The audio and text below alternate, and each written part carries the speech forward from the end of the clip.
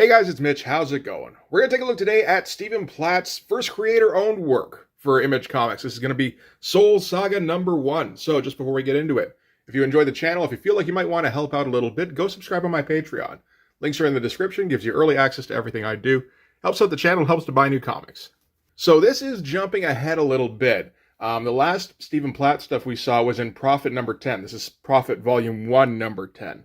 And there is still the first, I think, 4 issues a Prophet Volume 2 that we have yet to go through. But the Soul Saga comic kind of came up in discussion on the Discord, and looking through it again, because I do have like the first 4 issues of it, I figured I might as well get them just in case I ever want to talk about them. I'm looking at them like, man, this definitely bears discussion. We will get back to Prophet Volume 2 pretty shortly, actually. But I thought we'd take a quick detour first. So this is February of 2000. This is post-Platt working for Rob Liefeld in any kind of capacity. I have to assume that him and Rob have had their falling out and will never work again, actually. They still won't even, it doesn't seem like they'll even talk to each other these days. So instead, Platt has moved to Top Cow, Mark Silvestri's company. And he's going to be working specifically, I don't believe this is a cliffhanger title. It doesn't seem like it. Well, I mean, no, actually, it does seem very much like it, except I just don't see the logo anywhere on it. But this one is going to be very influenced by what Joe Mad is doing around this time with Battle Chasers. And it feels like the two of these comics are going to kind of cement the legacy of Cliffhanger Studios with comics that probably have really good art if you can look under all the computer-colored gunk. And if they would actually come out on anything resembling like an okay, like even a quarterly schedule would probably be okay for like Mad and Platt. But, so what's this comic about? Man, I read this thing like half an hour ago. I'm not even sure. So let's get into it. We'll see what's going on. We'll start with the cover here. This is going to be pretty representative of what we're going to see. It's very good in terms of, well, like pretty much everything, except that it's extremely cluttered. And that is how this comic is going to be. Which is great in terms of, you know, bang for your buck for artwork, particularly when you're probably not getting anything more than like once every 4 or 5 months out of Platt.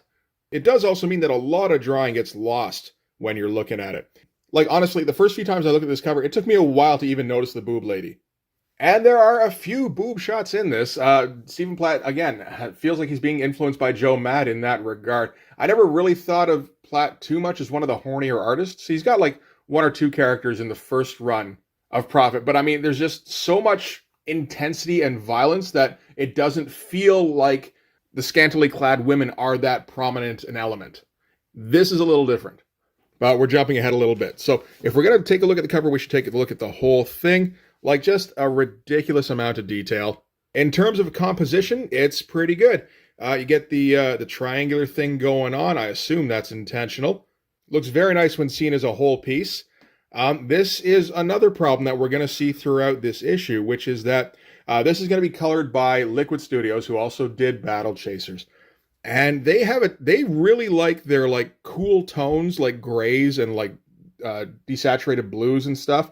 And it makes everything just kind of turn into a wall of gray. It's not constant in the issue or anything, but there's a few pages where like my eye just slides over everything because just the colors are so similar. And this actually strikes me as a little funny because this guy is in shadow for the entire issue. It's like, oh, well, there he is on the back. I guess we know what he looks like now. But like the art is great. It's all, you know, it does suffer a bit from that Blood Pool #1 thing where just it's too busy to really appreciate how good it is. The difference, of course, being this is completely on another level.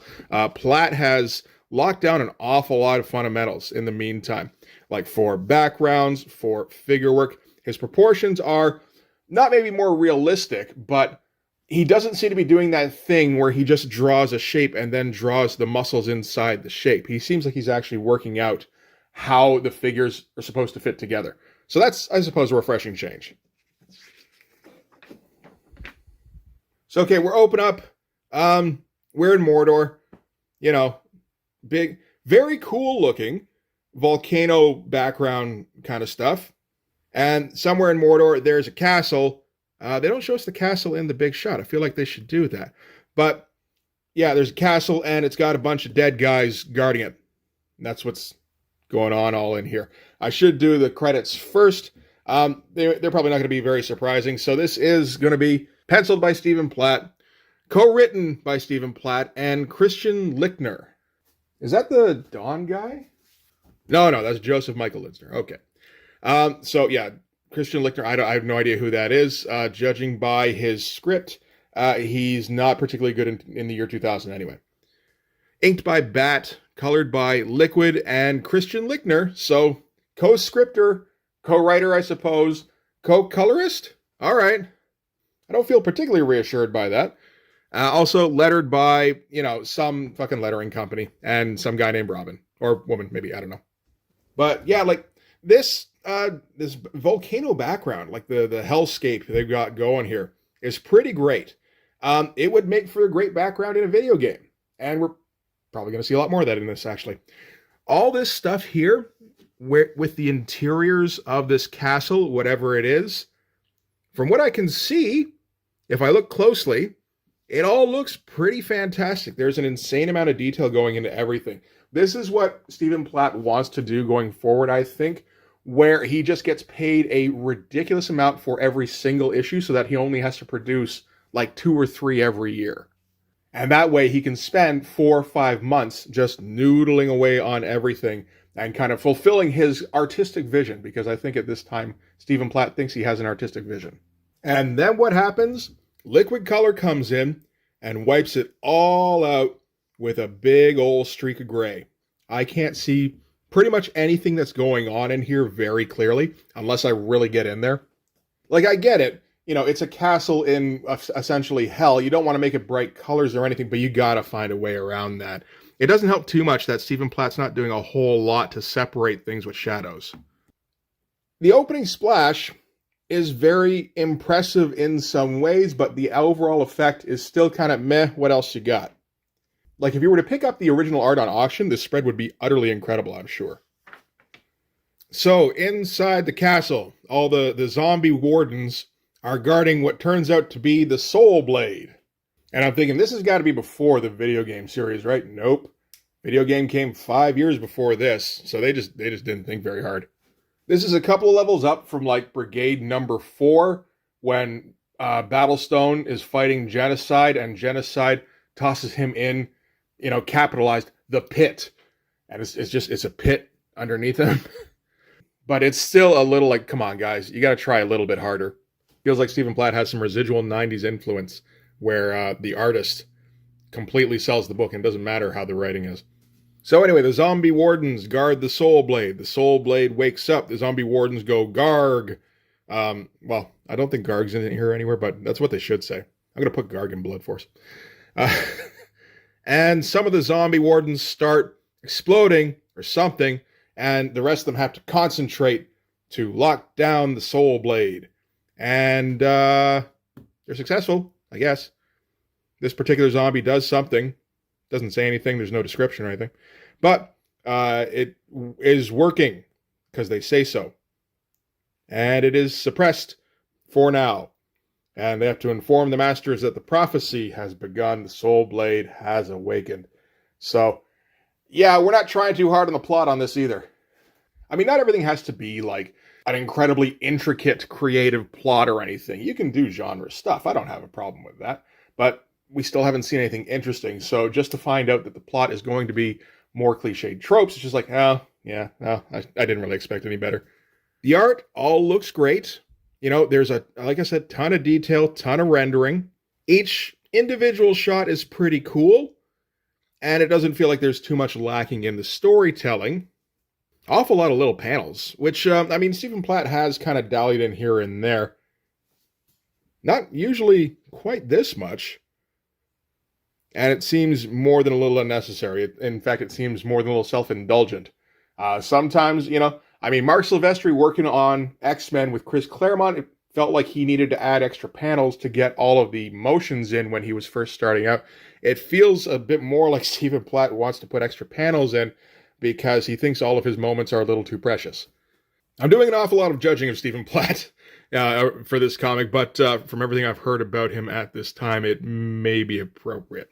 But, Cool looking designs, again, from what I can see through all the light blue and gray.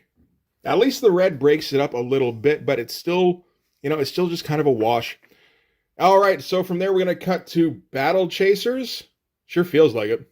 Some farm guy working on his farm. Truck pulls up. This is from adoption agency of some kind. So he's getting his new kid delivered. I bet you had to sign for that. And introduces him to his new siblings. They're going to go get some fishing in. And yeah, so now I guess that's a happy family. At least this didn't take too long. It feels like it's not 100% necessary, because, I mean, we are going to see these three again, the siblings, pretty quickly. And, I mean, as long as they address each other and refer to the fact that they're siblings at least once, you really don't really need this. But whatever, this is some nice-looking stuff. I love the shapes of the buildings he comes up with. His designs for the ships are very nice. This is kind of a Final Fantasy kind of world, where you get a combination of like sword and sorcery and kind of steampunk sci-fi. All of which is huge in the year 2000. These faces don't look particularly great. It feels like Stephen Platt isn't very comfortable drawing children, because he can't just add more lines, which is, how Stephen Platt usually does things.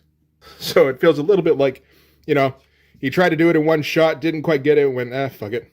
Photocopy it for the next couple of panels, and then we'll move on. All right, so here we go. There are a few spreads in this, aren't there? We've had, the big one here. That's not really a spread. Okay, we are going to get a few more going forward, though. All right, so this is our main guy. This is Ares, who, I mean, sounds like a protagonist in one of the less popular Final Fantasy games. I'll give it that. So Ares now is a member of the Royal Guard, and he protects the princess who rules over the Dominion. So we might be going kind of counter Star Wars, where these guys are the Empire. That'd be all right. And Ares is waiting to get picked up by his buddy in the guard, whose buddy is late, though, because he was banging some broad. And off they go. And, like, this spread is, again, spectacular. You got Ares here in his ridiculously over-designed armor. I love it. Looks absolutely massive. Looks a little bit like the guys from Warhammer with just the gigantic fucking bulky armor. It's a good look. And, of course, he fills it out with his huge limp. Like, the proportions are still kind of similar. He's actually learned what musculature looks like. Which, I mean, is often a good thing. It also isn't as intense and fun. These little skiffs the guy here is driving, those look great. I love the designs on it. Any kind of aircraft in this thing. And there's a ton of work going into the background on this. This must have taken him days, weeks, I don't even know. And then Liquid goes and fades it all out behind him, which is probably necessary, at least a bit, to kind of separate Ares here from the background. Otherwise, you get a little lost in the line work. But it doesn't look as though Stephen Platt skipped much on the detail, if at all. I don't think he even really did. So it just feels like kind of a futile attempt. This was completely unnecessary. You could have done like way more basic shapes, just kind of the indication of detail without going into severe detail, but that's not really the Stephen Platt way. So it all gets a little wasted. It looks great, but you get the feeling, again, that the spread probably looks better. All right, so we cut to Ares' brother, whatever the fuck his name is. Oh, Captain Marius. All right. Again, a little forgettable. He's got his own ridiculously over-designed armor, which looks actually kind of different. Quite different from Ares's. I assume that he's a much higher rank. How similar is Ares's armor to what he's wearing on the cover? Not particularly. It's actually closer to this. Yeah. Interesting. Maybe a promotion is in the works, so after this book, who knows? Armor looks great. Yeah. all this stuff looks great. It's all super rendered, and it's nice how he kind of pops it out, against the panel here, against the background. This fucking ship, or I don't even know, is it like an outcropping? Maybe that's more what it is, like a tower, is fucking phenomenal, and I'm glad at least that I can see it. So thanks for that, Liquid. Where it looks like a cross between like a castle and an F4 Phantom. That's kind of sick. And Marius is all pouty and upset because his brother hasn't shown up for work yet. And he pulled some strings to get him on this particular detail. So he's going to chew him out when he shows up. Again, beautiful double page splash. The only problem, really, up to this point, nothing has fucking happened. We are, let's see, 1, 2, 3, 4, 5, 6, 7, 8, 9, 10 pages into this thing, and we have had nothing interesting happen in this book. We've had some very nice looking drawings, but zero intensity. Everybody stands and glowers or smiles or muses. Now, we're going to get a bit more, only now we're going to throw in some boobs, so I guess that's going to shake things up a bit. So, yeah, Marius chews out his brother, and he's assigning their sister to watch after him, and she's the tough one, I guess. I assume they say her name in here somewhere, but I can't see it, and I don't give a shit. Anyway, this is the Princess Persephone. Oh, really? At least her dad is King Chiron. I mean, that's, you know, that sounds that's a bit more original. And yeah, so that's the princess. These are her boobs. Introduction's made. So yeah, I think this is the Joe Mad influence on full display here. I mean, you can see it all throughout, all the giant armor, nothing happening, but this feels like direct influence, where he's copying that, the pirate broad, whatever her name is. And I don't know, it just feels funny to have this dude who's like super, like, my art is so important. Hey, here's some tits. Like, I'm not that blatant in Blood Force, and mine's a parody. I gotta step my game up. But anyway, Princess Persephone and her lack of outfit are going to be the cargo that Ares and his siblings are going to be guarding for this particular journey. But yeah, it's just funny seeing him be so shameless about it, I guess. I don't know. I'm not expecting him to be like, oh man, I can't draw boobs. I get, you just don't expect Stephen Platt to be like, hey! Alright, so cut to elsewhere.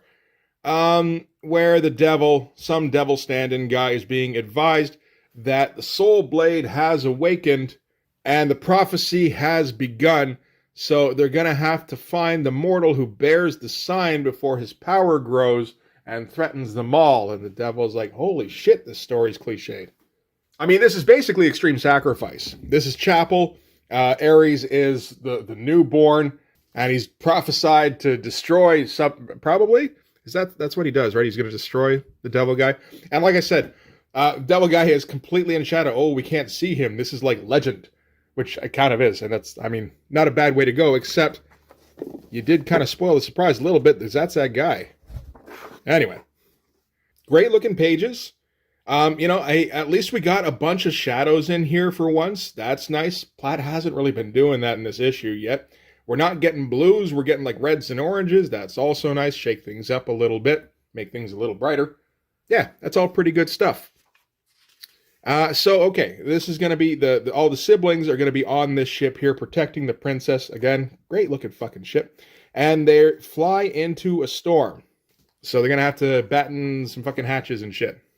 And on the bridge, so much stuff is being drawn and rendered and then colored over that I can't give a shit. You know exactly what they're saying just by looking at the panel. And that's honestly kind of the same for most panels in this book. Whatever the captain just goes, hey, the storm's going to be pretty bad. And Prince is like, yeah, it looks like a pretty bad storm. Yeah, pretty bad. We got to do some preparing things so that the bad storm doesn't break our ship. He's like, okay, do the preparing things. And the concern here is that they're going to get raided by Khans, which I'm not sure if they're pirates or like a rival faction. Like I said, I did read it. I wasn't interested because this isn't an interesting story. I do like how when the princess speaks, we have to make sure we get her chest in frame. That's important. That's vital. Foundational, you might say. And a few pirates or Khans or whatever do start to fly in out of the storm. And we do get the one shot here with the lights looming off where you can't actually see the shape of the ship that's probably gigantic. Which I like the idea of. The execution's like, meh, if you don't know what's coming on the next page, you probably don't know what that is. Trying to fit too much onto each page. Like the spread, again, looks very nice. Every drawing is extremely well executed. This control area looks much less jumbled than the one in Prophet number, I want to say it was 5. That was 6 years ago. Like obviously Platt has picked up an awful lot since then, but he's gotten very good at figuring out how to place people so that they look like they're naturally working around this pretty full background. Like there's again a whole bunch of awesome looking technology stuff. Like it is a little bit steampunky, but not as much as I think Battle Chasers was, if I recall correctly. Which I appreciate. I mean, steampunk was fun, but man, did it get old in a hurry. All right, so, oh, and just this guy's outfit is ridiculous with his giant bucket hat, but I assume that's intentional. It's a largely ceremonial outfit. So, yeah, the giant con destroyer looms out of the storm. That thing looks fucking awesome. And finally, 17 pages into this book, it feels like something might happen. Like, but goddamn, that's an awesome looking ship. Okay, so the cons swarm the boat. Ares goes to protect the princess while his sister, Kat, okay, sure, Katrina, maybe, is gonna hold down the deck here from any invaders with the help of some of her crew. I guess they've all got shiny swords. I don't think they mentioned the shiny swords at all. Ares goes and does like a Errol Flynn kind of thing, swings over the flames, and it feels like there's no intensity to this whatsoever. Like, Platt has forgotten everything he ever learned about how to draw an intense page, it feels like at this point. He's cluttering everything up with tiny panels. All the images are super small. He just wants to get... Like, why did this need to be 2 panels? Why did he need this super skinny vertical panel here? Just so he can say, I hope to God this works, when he goes and loops his rope around the hook here. And then, like, he's a tiny little silhouetted figure swinging the wrong way. And there's, like, no tension to that. And over by the princess, her boobs are being threatened by a couple of the cons. One of her guards lies, I suppose, dying at her feet. But then one of the cons says, so something's probably happening at the page turn. Oh, shit, yeah. Ares swings in and does a big old drop kick, knocks both of the cons over. It's an awesome looking drawing. This isn't intense though. This isn't dynamic. There is so much rendering sitting on top of everything in here. It slows everything down. It feels like the drawing is weighted down by the lines. It does actually feel like it gives the kick a bit of impact, but it doesn't feel like it's happening quickly. But yeah, so he kicks aside the cons and stands and goes to approach the princess, who's being menaced by another con. And I guess he fights them. It's hard to tell, man. These drawings are so small, and this is a swoosh where I guess the con takes a swing at Ares. I don't know what the fuck happened here. I guess he stabbed him, probably. This is a great shot that needs to be inked differently in order to be more dynamic. All this stuff here, he's trying to fit too much in around it. He's kind of fallen in love with tiny little panels. And I mean, they are fun from time to time. And I mean, they can be quick and useful for getting in like a quick A-side moment. But they also, they get to be tough to track the actual action. Again, this feels like stuff Stephen Platt knew 6 years ago when he was drawing Prophet. And he's just kind of fallen in love with, I don't know, little idiosyncrasies of his. So even though he stabbed the guy, I think another guy, one of the guys he kicked, I suppose. Doesn't look like one of the guys he kicked, but all right. Another pirate guy comes up behind Ares, aims a gun at. See, I didn't even notice. And he gets shot by the princess. So she's a badass too. That's important, I'm sure. And the ship they're on is exploding. So Ares grabs the princess, and they're going to go to the upper towers. This could have been done better with like just a little bit of narration and just make this all one big fucking panel. But again, he's too in love with the tiny panel right now. So they get to the top. There's nowhere to go from here except to follow the grappling hook to one of the abandoned con speeders. So they're going to do that. Ass. Very important that we see the princess's ass for a moment there. Her cape catches fire. I'm not sure from what. Nothing's on fire around her, but sure, she had to get a bit more naked. That's again, all that's important. But yeah, if you were like reading this stuff in 2000, you're like, man, all I want is one clear shot of the protagonist girl's ass and one of her tits. Stephen Platt's like, I got you covered, buddy. And yeah, so they go speeding off as the ship crashes. Although his sister's still on there, which is a point for theoretically following up, except that we don't really, these aren't characters. There's been no particularly fun moments between any two characters, no memorable interactions. I haven't really even seen much in the way of character traits. They're just, they're kind of ciphers. They're representatives of, this is a hero character. He's a little irresponsible right now, but he'll probably be less so later when he's the chosen one. Again, this is a great looking page. I've got no real complaints about this page. At least there's like a reasonable amount of panels going on, and I like how the ship crosses over these two, which does make them, like stretching them out a little redundant, except for the ship to cross over, but I like the extra flair there. The only thing, again, making the clouds pretty much exactly the same color as the fucking ship they're riding. You can't make those clouds purple? Like, I don't know shit about color theory, but I can figure that much out. SoulSaga.com. And, oh, we got some darkness stuff going on. Some of this stuff looks fucking incredible. Oh, that's Silvestri for you. Oh, right, that Magdalene thing. Okay. Oh, Jesus, we're getting all sorts of fucking support stuff. This is what's going on in Witchblade, and in Magdalena, and in Fear Effect, and Tales of the Darkness. Is there another one? No, that's kind of it.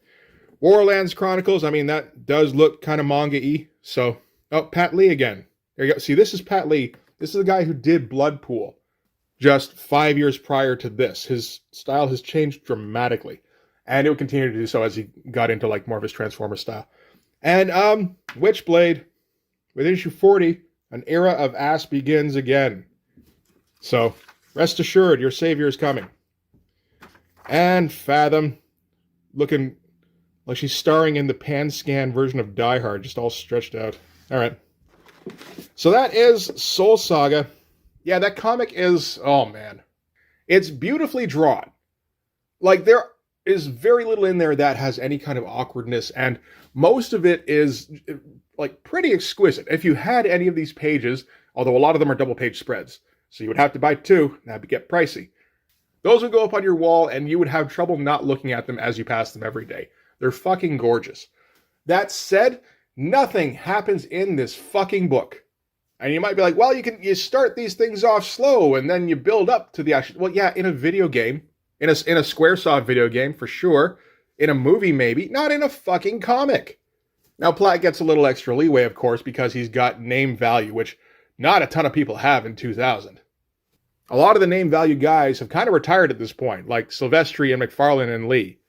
Keown just seems like he's retired. You just check his pulse every once in a while and go, okay, no, he's still drawing. But I mean, issue 2 of this would come out 2 months later, but issue 3 would come out 4 months after that. Issue 4, 2 months later. Issue 5, 6 months later. And issue 6, we're still waiting. But yeah, this comic is disappointing. Platt is just trying to do his best Joe Mad knockoff. I mean, before this, he was doing his best McFarlane, and then he kind of imported some Liefeld elements and just that whole extreme style. And yeah, so him latching on to influences isn't really a new thing. The only problem is that Joe Mad draws great single images. He doesn't draw great comics, at least not in the late 90s and 2000s. Maybe it was different in his X-Men days. I honestly haven't read very much of those at all. But this comic, anyway, is great looking and feels like it would put you to sleep, which is just kind of a drag from Stephen Platt and kind of where his style evolved from here. I mean, obviously he spent a long time out of the comics business as he was doing storyboarding and I don't even know what else. He was doing some teaching for a while, I think, and it's only the last few years he came back, and he's not really drawing comics. There's like rumors every once in a while that he's going to draw something, and then those rumors kind of get poo-pooed away. And he puts up drawings that look spectacular in terms of like the line work and just, I don't know, the composition, the proportion is usually extremely nice. It's also very placid. This is like the Jay Lee school of career progression, which isn't the worst thing, where you learn to draw a lot better and make very nice looking drawings. Is just boring as shit to read.